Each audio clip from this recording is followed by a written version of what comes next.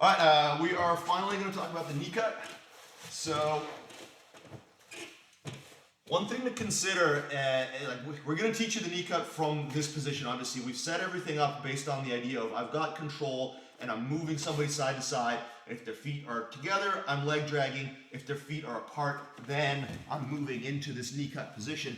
But just to anticipate some questions and just like your future development, for how we're teaching the knee cut, there are kind of two battles that we're going to have. The first battle is going to be getting ourselves in front of the legs, and the next battle is going to be getting past the arm frames. So basically defeating the leg frames and then defeating the arm frames. However, as you progress through your jiu-jitsu, you are going to end up doing some very different setups and entries.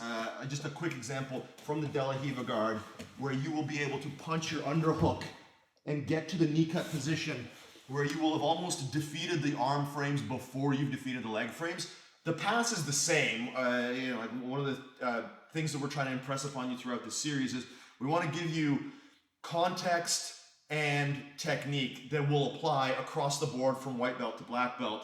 But this is not the only way to do the knee cut. This is just how we're doing the knee cut from this particular base ankle control scenario. So like we talked about earlier, I'm moving side to side. I'm anticipating a bit of a response.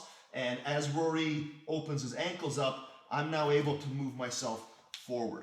As I move myself forward, my goal is to get my right knee to the ground in between his hip and his armpit, which may or may not happen. If his arm is kind of under here, I may end up settling down like over his arm. That's not what I'm looking for. It's still going to be possible to knee cut here. It's just going to create some different scenarios, which frankly is just a little too much for us to deal with in what's already going to be a long video. So for now, let's just assume that we got our knee a little bit to the ground.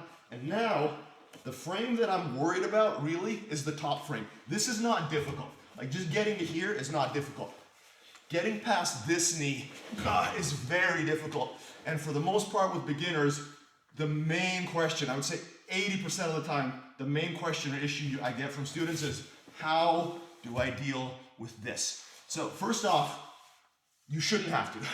If we get to here and I'm maintaining enough of a frame and generating enough pressure on this leg, I should be able to get in front of it with I'm passing my left with my right forearm. So I move, I see this opening, I put my shoulder in front. Where people run into the issue is more they come in very tall like this and they get shoved away. And coming in tall is not a problem in the gi if you have all these like grips that you can use to pull yourself in. But in no gi without that, it can be a little bit difficult. So I just want to try to make sure that I'm dropping my shoulder in front of my partner's thigh. If I lead with my hand first and I stay tall, that knee can still come in either on the inside or over top, and it can still block me out.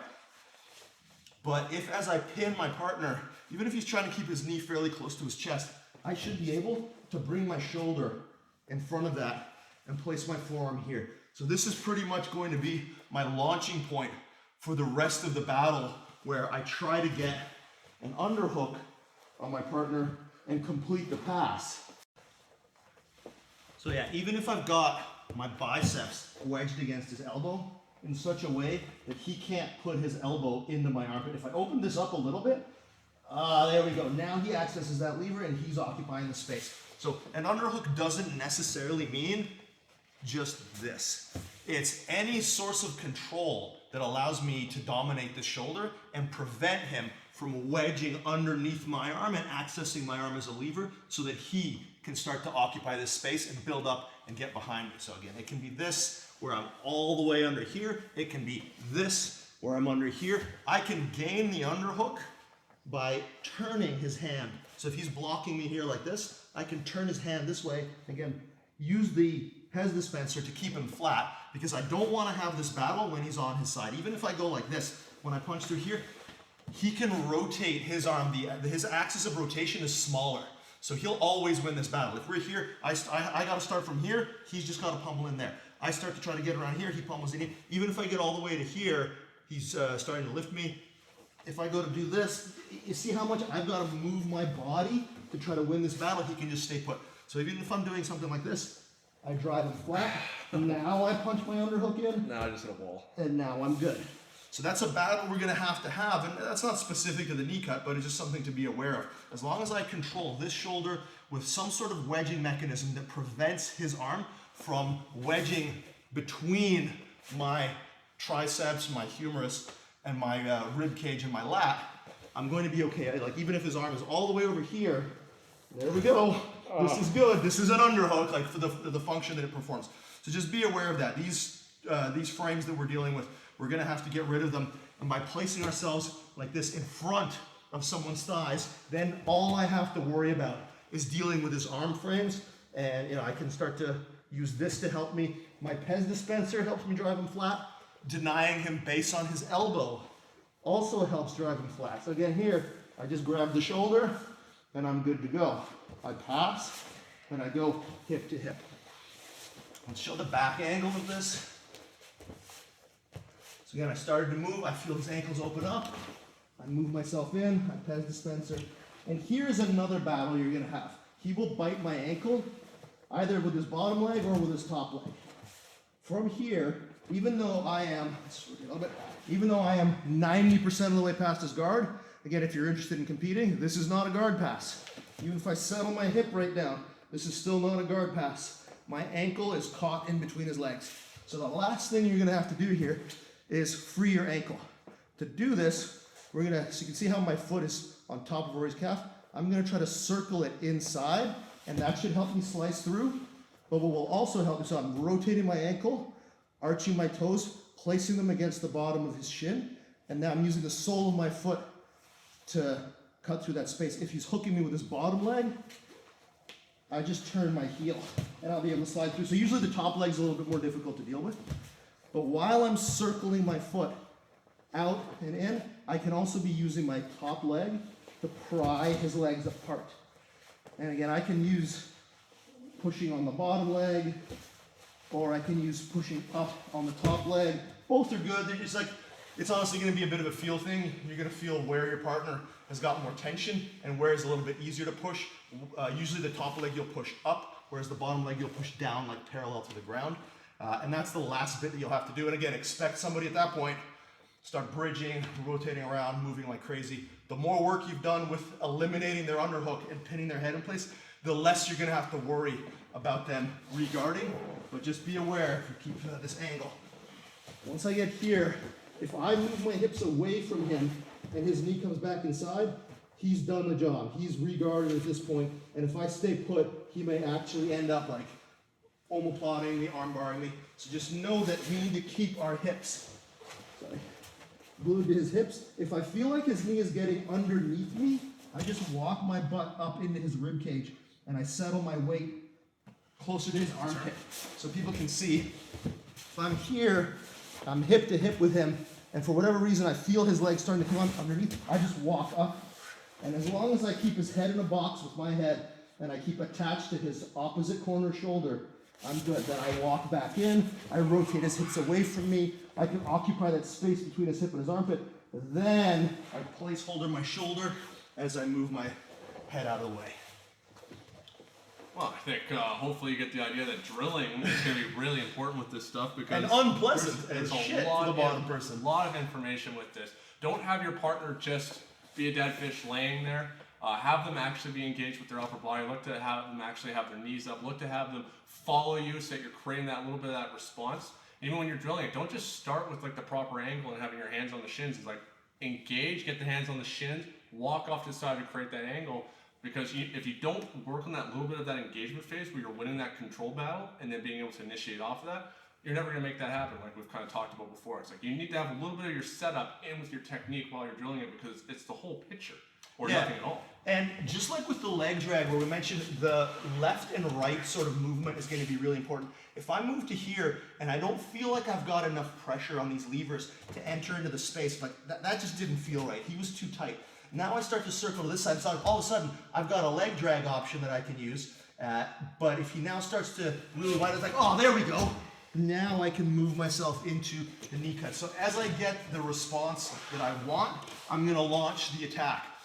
We don't want you thinking that you're gonna grab the ankles, take a step, get the exact response you need, and then just leg drag or knee cut people. You're absolutely gonna see people give you not quite enough, too much, and you're not gonna be able to respond in time. As long as you keep this ankle control and just migrate left, right, right, left, the opportunity will come. You don't have to force it. Obviously, you're trying to pressure in and you are trying to initiate the movement, but be a little bit patient. Know that as you move somebody left to right, it's much easier to be in a good guard alignment if you just gotta stay here and not move than it is to be in a good guard alignment as you're being moved side to side.